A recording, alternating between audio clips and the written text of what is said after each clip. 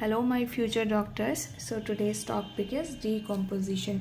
बच्चों decomposition I think आप लोग 7th 8th से ही थोड़ा बहुत पढ़ते आ रहे हो, लेकिन आज हम जो डीकम्पोजिशन पढ़ेंगे वो नीट के अकॉर्डिंग और जो आपका 12th के चैप्टर में इकोसिस्टम में दिया हुआ है वो भी कंप्लीट कर लोगे विद क्वेश्चंस। तो यहाँ मैंने लिखा है complex organic matter and this side inorganic substance means the breakdown of complex organic matter into inorganic substance is called decomposition. लेकिन ये है क्या और कैसे डीकम्पोज होगा उसके लिए एक दो टर्म्स आपको समझने पड़ेंगे, जैसे कि डिट्राइटस। डिट्राइटस क्या होता है बच्चों? Detritus means non living organic matter जितना भी रहता है, नॉन लिविंग ऑर्गेनिक मैटर, या फिर बोल सकते हो आप dead and decaying organic matter, dead and decaying organic matter, this is called detritus. अब now dead and decaying organic matter include करेगा क्या चीज, जैसे कि आपका जितना भी डेड प्लांट पार्ट्स है या डेड एनिमल्स है या फिर फीसिस यानी कि फीकल मैटर, वेस्ट मटेरियल जितना भी चीजें हैं वो आता है आपका dead and decaying organic matter में। This includes dead plant, animal and fecal matter यानी कि वेस्ट मटेरियल, फीकल मैटर। तो ये सब मिला के क्या बोलते हैं इसको हम? Detritus. Means when something has been used then the remaining part is called detritus. Okay बच्चों। अच्छा, अब ये डेट्राइटस को कोई ऐसे भी तो होंगे जो फीड करेंगे आके, जो डेट्राइटस को फीड करते हैं, इनको जो खाते हैं आके, उनको हम क्या बोलते हैं? इनको हम बोलेंगे डीकम्पोजर, क्योंकि ये डीकम्पोजिशन में हेल्प कर रहे हैं ना, तो इनको बोलेंगे हम डीकम्पोजर, या फिर इसी को बोलते हो डेट्रिटिवोरस। डेट्राइटिवोरस। एक और भी चीज़ बोलते हैं इसको डेट्राइटोफेज, लेकिन वो आपके उसमें एनसीईआरटी में है नहीं तो उसको स्किप कर देते हैं। आपको बस डीकम्पोजर याद रखना है और डेट्राइटिवोरस याद रखना है, ठीक है। तो बेसिकली अब हमने क्या समझा? The breakdown of complex organic matter यानी कि detritus, then it is convert into inorganic substance with the help of क्या? decomposer। decomposer जो है वो detritus को feed करेंगे, और ये ऐसा नहीं है कि एक बार में ये स्टेप हो जाती है कि decomposer ने feed किया detritus पे और बस हो गया decomposition। नहीं, steps में होता है ये। कैसे होगा देखो, यहाँ पे decomposer fungi and bacteria ही होंगे, और देखो पहला स्टेप में क्या होगा, जैसे फॉर एग्जाम्पल यहाँ पर एक ट्री है,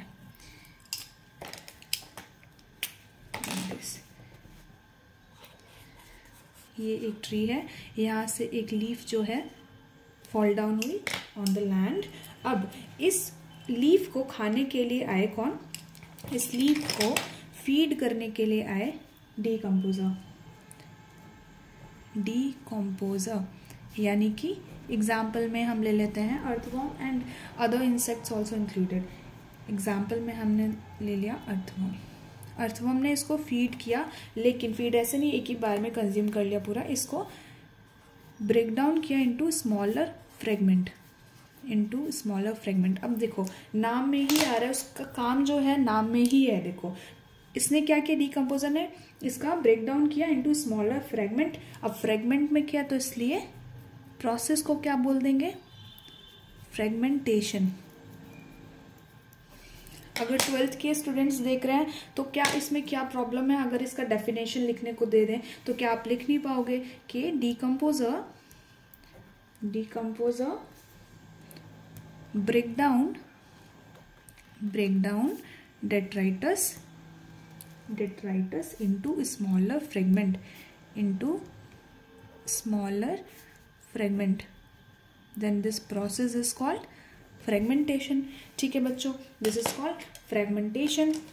now next thing is, अभी इन्होंने डीकम्पोजर ने डीकम्पोज करने के लिए सबसे पहले इसके स्मॉल पीसेस में इसको कन्वर्ट किया। Now this smaller fragment releases some minerals, water soluble minerals ये रिलीज करेंगे ये फ्रेगमेंट लाइक दिस।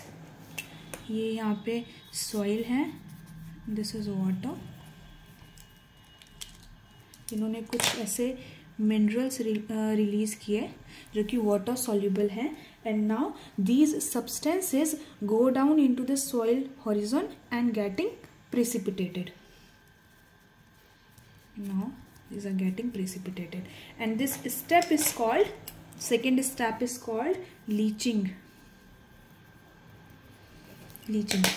तो अब इसमें आप सिंपली लिख दो कि वाटर सॉल्युबल, जो समझना है वही लिखना है बच्चों, कुछ इसमें इतना रॉकेट साइंस नहीं होता. अगर आपको समझ में आ रहा है तो आप डेफिनेशन का पूरा टॉपिक आराम से एक्सप्लेन कर सकते हो with definition. Water soluble inorganic ions go down into the soil and getting precipitated into the soil and get precipitated. Now next step is catabolism.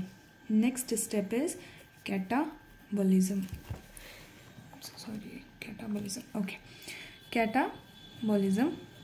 इस स्टेप में क्या होता है बच्चों, जो डेट्राइटस था, अब देखो आपने शायद पढ़ा होगा anabolic reaction, catabolic reaction. Simply क्या होता है, कैटाबॉलिक रिएक्शन में क्या है और एनाबॉलिक रिएक्शन में क्या है. जब एक बड़ा कंपाउंड है स्मॉलर फ्रेगमेंट्स में अगर उसका ब्रेक डाउन हो जाता है तो वो क्या होगा, एंड B+C मान लो स्मॉलर फ्रेगमेंट्स है, उससे एक बड़ा कॉम्प्लेक्स कुछ बना है, कॉम्प्लेक्स कंपाउंड बना है, तो इसको क्या बोलोगे. देखो जब ब्रेक डाउन हुआ तो वो कैटाबॉलिक रिएक्शन होगा और स्मॉलर कंपाउंड से एक बड़ा कॉम्प्लेक्स बनेगा, तो उसको हम एनाबॉलिक रिएक्शन बोलते हैं. तो कैटाबॉलिक रिएक्शन अगर पता है तो कैटाबॉलिज्म से आप समझ सकते हो इसमें क्या होगा, जो डेट्राइटस है उसमें बैक्टीरियल एंड फंगल एंजाइम्स कुछ हैं, बैक्टीरियल एंड फंगल एंजाइम इस पे एक्ट करेंगे and then break down करेंगे into simpler inorganic substance. ठीक है, इसमें क्या किया है, बस बैक्टीरियल एंड फंगल एंजाइम ने डिग्रेड किया है डेट्राइटस को into simpler inorganic substance. Degrade मतलब भी वही है, process of its breaking down. Bacterial and fungal enzyme act करते हैं डेट्राइटस पे and it converted into simpler inorganic substance. Next step is, अब क्या होगा, एंड वन मोर थिंग बच्चों, ये 3 जो स्टेप्स हैं, fragmentation, leaching and catabolism, these occurs simultaneously. ये तीनों ही स्टेप्स जो हैं एक साथ ही होते हैं. Next step is humification. Humification में क्या होता है, फॉर्मेशन ऑफ ह्यूमस होता है. This is humus. Humus is what? Dark colored amorphous substance. ये क्या है, इसमें बहुत सारा dark organic material. बच्चों, this step is called humification.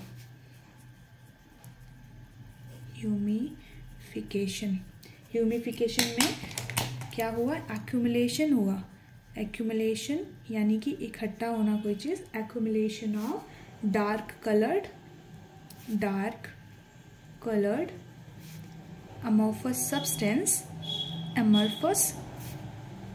substance called humus. Humus क्या है बच्चों, स्टोरेज ऑफ न्यूट्रिएंट्स, मिनरल्स, या फिर बोल सकते हो अगर इसका मैं, अगर देखो यहाँ पे इतने सारे ऑर्गेनिक मटेरियल हैं, अगर ये स्टोरेज है न्यूट्रिएंट्स का, इसमें बहुत सारे अगर न्यूट्रिएंट्स मिनरल्स हैं, तो यानी कि ये तो हमारे लिए बहुत ज़्यादा यूजफुल हो गया ना. बिकॉज ह्यूमस क्या करेगा, humus makes soil more porous and it also regulate plant growth भी प्रमोट करेगा, है ना. And this humus is highly resistant to microbial action. बच्चों, ये जो भी है ह्यूमस आप अलग अलग तरीके से एक्सप्लेन कर सकते हो. दैट इज कि डार्क कलर एमोफस सब्सटेंस है आपका, या फिर आप बोल सकते हो कि पार्शियली डिकेइंग ऑर्गेनिक मैटर जो होता है वो ह्यूमस होता है, और ह्यूमस हेल्पफुल होगा बहुत ज़्यादा किसमें, सॉइल को पोरस बनाएगा एंड प्लांट ग्रोथ को भी प्रमोट करेगा. Now last step is called mineralization. बस खत्म हो गया है. मिनरलाइजेशन नाम से ही अब इसमें भी आपको क्लियर हो जाना चाहिए। मिनरलाइजेशन मीन्स क्या होता है, जो ह्यूमस था आपका, ह्यूमस पे कुछ माइक्रोब एक्ट करेंगे एंड ब्रेक डाउन करेंगे into inorganic substance in soil. Basically, humus is degraded by some microbes and release what? Inorganic nutrients. Okay बच्चों, got it? Now, अब आते हैं क्वेश्चन पे। क्वेश्चन नंबर थर्ड का आंसर आप बताओगे, चूज द करेक्ट सीक्वेंस। अगर नहीं आता इसके लिए मैं आपको एक निमोनिक बता के जाती हूँ। निमोनिक ये है बच्चों, दैट फ्लावर लेकर चलती हूँ मैं, या फिर आप ये भी बोल सकते हो फ्लावर लेकर चलता है Manoj. What ever you want, आपको बस याद होना चाहिए बच्चों।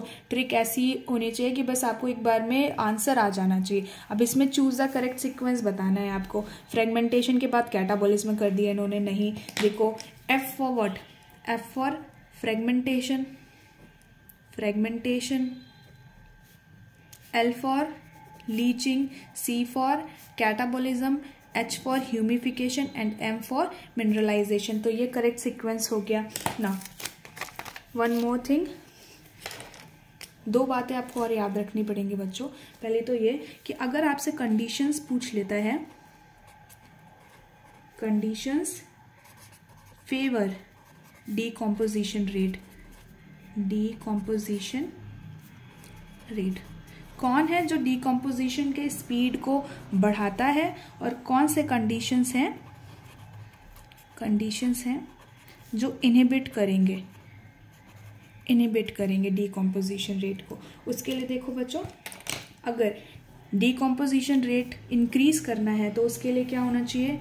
नाइट्रोजन ज़्यादा होना चाहिए, मॉइस्चर ज़्यादा होना चाहिए, warm environment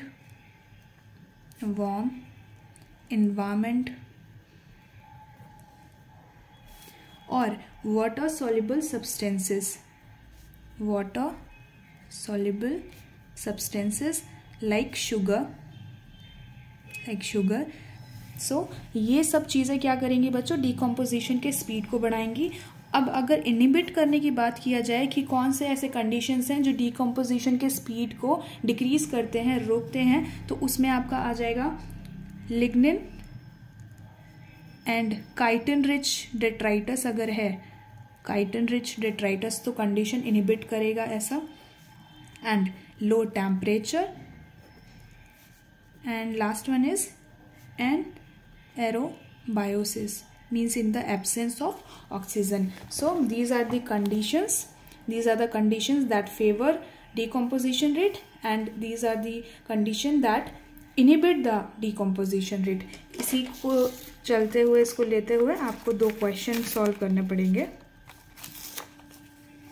first one is this and second one is this.